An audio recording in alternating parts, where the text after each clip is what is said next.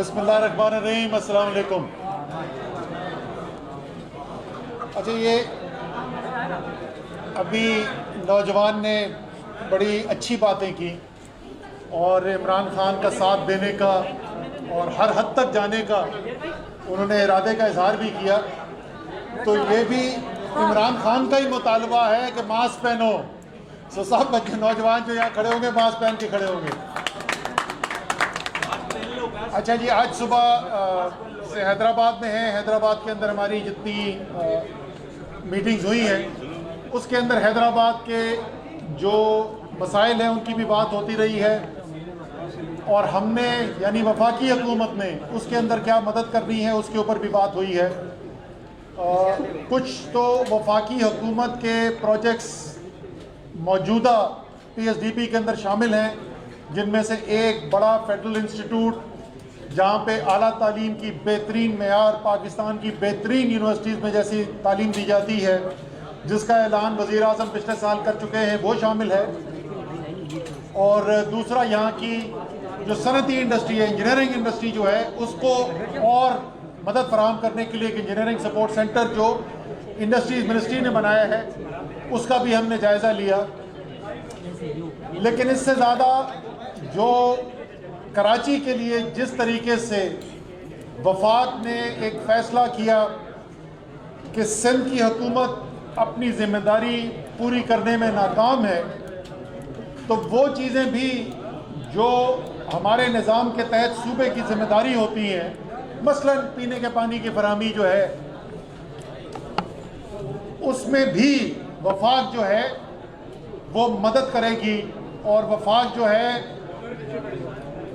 वो पाकिस्तान की तारीख का जो सबसे बड़ा पैकेज है किसी भी शहर के लिए, जिसमें से 736 अरब रुपए वफाकी हुकूमत दे रही है कराची के मुख्तलिफ मसाइल के हल के लिए। इसी तर्ज के ऊपर मैं वज़ीर आला सिंध को पहले भी ये कह चुका हूँ कि एक दफ़ा जब ये काम शुरू हो जाएगा और अब उसकी बिल्कुल इब्तदाई मराइल में हम पहुँचने वाले हैं कि कराची पैकेज के ऊपर काम शुरू होने वाला है, इंशाअल्लाह ताला जैसे ही ये अगले 1-2 माह के अंदर पटरी पे चलता है काम, तो उसके बाद बाकी सिंध के लिए, और जाहिर है हैदराबाद सिंध का सबसे बड़ा शहर है कराची के बाद, तो एक बड़ा हिस्सा उसका हैदराबाद के पास भी आएगा। एक खुसूसी पैकेज बनाएगी वफाक सूबे के साथ मिलकर, और इंशाअल्लाह पिछले चंद दहाइयों से जैसे हैदराबाद के अंदर तरक्याती काम आपने नहीं देखे, उस तरीके से काम होते हुए आपको नजर आएंगे इंशाअल्लाह। दूसरी चीज़ जिसकी मैं ज़रा सी बात करना चाहता हूँ, हमारी तंजीम के यहाँ पे लोग जो मौजूद हैं, हमारी मुंतखब लीडरशिप यहाँ मौजूद है। फिरदौस शमीम नकवी साहब leader of opposition Sindh assembly के अंदर मौजूद है, यहाँ पर खुर्रम शेख ज़मान है। तो इन सब से मेरी दरख्वास्त है कि एक बहुत अहम चीज़ आप जो पार्टी के लिए कर सकते हैं वो मुस्तकबिल की लीडरशिप की डेवलपमेंट है। और जो लोकल इलेक्शन होते हैं, जो मुकामी हुकूमत के इलेक्शन होते हैं, वो एक नर्सरी है, वहाँ पे पौधा लगता है बड़े लीडर्स का। और पाकिस्तान की सियासत में इस वक्त बड़े बड़े लीडर्स हैं जिनके सफ़र का आगाज़ जो है वो लोकल गवर्नमेंट के इलेक्शन से हुआ। तो अगले साल इंशाअल्लाह ताला जो इंतखाबात होने जा रहे हैं मुकामी हुकूमत के सिंध के अंदर बशमूल हैदराबाद के, तो ये ज़रूर होना चाहिए कि हमारे वो नौजवान जो पिछले चंद साल से इमरान खान के साथ जद्दोजहद भी कर रहे हैं, मुश्किल वक्त में पार्टी के साथ भी खड़े रहे हैं, और उसके साथ साथ अवामी मसाइल के साथ और अवाम के साथ भी जुड़े हुए हैं। ये भी मैं आपको बता दूं कि सियासत का मकसद सिर्फ इमरान खान के जलसे अटेंड करके नारे लगाना नहीं है, या कोई मरकज़ी लीडर आया तो उसके लिए प्रोग्राम करना नहीं है। जो सबसे अव्वलीन जिम्मेदारी है, अपने इलाके के लोगों के साथ जुड़े रहें, उनके मसाइल आपको पता होने चाहिए। उनके मसाइल जो हैं हमारी सिंध हुकूमत के अंदर जो नुमाइंदगान यहाँ पे बैठे हुए हैं, इन तक पहुँचाए जाएँ ताकि ये सिंध असेंबली में उन मसाइल के बारे में बात कर सके, उनको हल करवाने की कोशिश कर सके। जो वफाक से मुताबिक हैं वो वफाकी जो नुमाइंदे हैं उन तक पहुँचाई जा सके। तो ये बहुत ज़रूरी है किधर है जी अपने फिरदौस नकवी साहब? सुन नहीं रहे? फिरदौस नकवी साहब कह रहे हैं नहीं, मैंने सिर्फ जो है बूढ़े लोगों को देना है टिकट। फिरदौस साहब नौजवानों को आगे लेकर आना है, और इंशाअल्लाह ताला अभी भी है। इस वक्त अगर आप असेंबली देखें, अरसलान गुम्मन ISF, आलमगीर महसूद ISF, मुराद सईद ISF, फरोख हबीब ISF, Shahid Khattak ISF, Adeel Ahmad ISF, विफाकी वजीर असद उमर जिंदाबाद, वो भी ISF। सिद्रा यहाँ पर क्लेम कर रही है कि ये ISF की थी। ये बिल्कुल हम नहीं मानते। तेरी की जो है जान, नौजवान नौजवान, तेरी की जो है जान, नौजवान नौजवान, सलार जिनका इमरान, नौजवान नौजवान, सलार जिनका इमरान, नौजवान नौजवान, तेरी की जो है जान, नौजवान नौजवान। इसमें कोई शक नहीं है कि तहरीक इंसाफ के सालार तो इमरान खान है, लेकिन वाकई में तहरीक की जान जो है वो इसके नौजवान है, इसमें कोई शक नहीं है। और ये भी कहते हैं अभी भी इमरान खान नौजवान। इमरान खान तो है ही ना। और जो इस बात को नहीं मानता वो आगे सिर्फ साथ चल के दिखा दे उनके साथ। आखिरी चीज जिसके ऊपर मैं बात करना चाहता हूं वो है जो आज से कुछ दिन पहले कायदे आजम के मज़ार पर हुआ। अगर किसी को यह नहीं पता था कि आज़ादी कितनी बड़ी नेमत होती है, तो जो पिछले चंद सालों से भारत के अंदर मुसलमानों के साथ हो रहा है वो उनसे बात कर देखे। कश्मीर में नहीं, सिर्फ पूरे भारत के अंदर जहां पर मुसलमान को सिर्फ इस बात पर कत्ल कर दिया गया कि वो अपनी गाड़ी के अंदर गाय का गोश्त एक जगह से दूसरी जगह लेकर जा रहा था, जहां पे वजीर आजम वो आदमी है जिसने गुजरात में हजारों मुसलमानों का कत्ल करवाया, उनसे पूछे आज़ादी कितनी बड़ी नेमत होती है। और ये आज़ादी जो पाकिस्तान ने हासिल की, ये वो आज़ादी है जो दुनिया कहती थी कभी नहीं मिल सकती। दुनिया कहती थी कि मोहम्मद अली जिन्ना जो हिंदुओं के साथ जो अंग्रेजों की हुकूमत के साथ मुकाबला कर रहा है, इसमें कभी भी कामयाब नहीं हो सकता।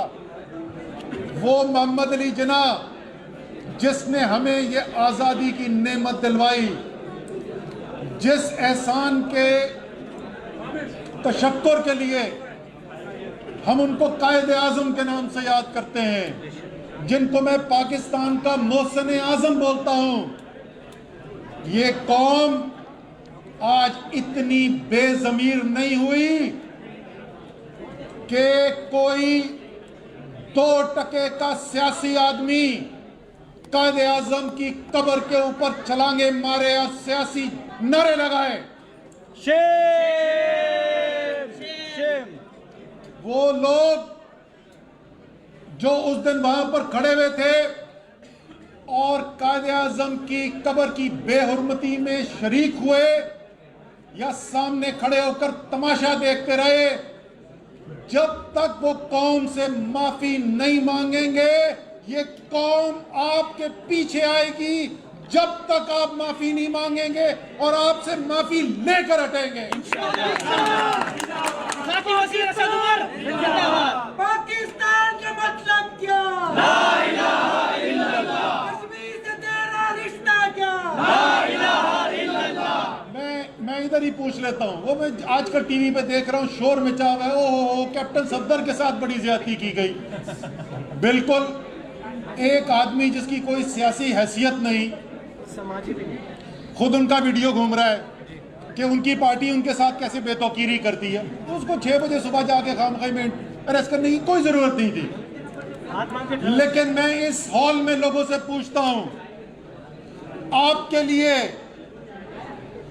ज्यादा बड़ी चीज क्या थी कि सुबह 6 बजे कैप्टन सफदर को उठना पड़ा, या ये कि बानिए पाकिस्तान कायदे आज़म के मज़ार की बेहुरमती की गई? ये नौजवान ये ISF के नौजवान, ये यूथ विंग के नौजवान उनकी औलादों में से हैं जिन्होंने कायदे आज़म के साथ सफर में पाकिस्तान बनाने के लिए सीने पर गोलियां खाई हैं, अपने खानदान शहीद किए हैं, लुटकर हिजरत कर कर आए हैं। ये लोग अपने मोहसिन का एहसान कभी भूल नहीं सकते। इमरान खान कदम बढ़ाओ, हम तुम्हारे साथ हैं। इमरान खान कदम बढ़ाओ, हम तुम्हारे साथ हैं। एक उनके ससुर हैं, वो लंदन में बैठकर बोलते हैं कि आपको जनरल बाजवा इस बात का जवाब देना पड़ेगा। तो तुम हो कौन सवाल पूछने वाले? तो मियां साहब, आप सजा याफ्ता कैदी हैं, आप कोर्ट के, मेरे नहीं, कोर्ट के डिक्लेयर किए हुए इश्तिहारी मुजरिम हैं, भगोड़े भी हैं। आप डर कर, मकर और फरेब कर कर बुज़दिली से, मुल्क से भागकर छुपे हुए हैं, और आप बोलते हैं सवाल का जवाब देना पड़ेगा। मियां साहब, सवाल के जवाब तो आपको देने पड़ेंगे। ये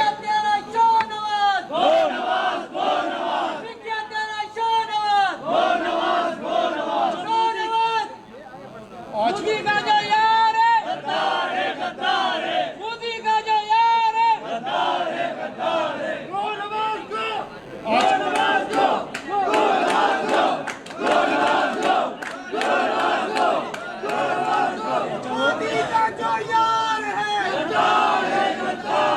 अच्छा, वो नहीं बोलो। आजकल तुम्हें पता है मियां साहब को सबसे ज्यादा खौफ किस बात से आ रहा है कि यही नारा जो है ये आजकल लंदन में लग रहा है, गो नवाज गो, वो वहां से भी भगा रहा है।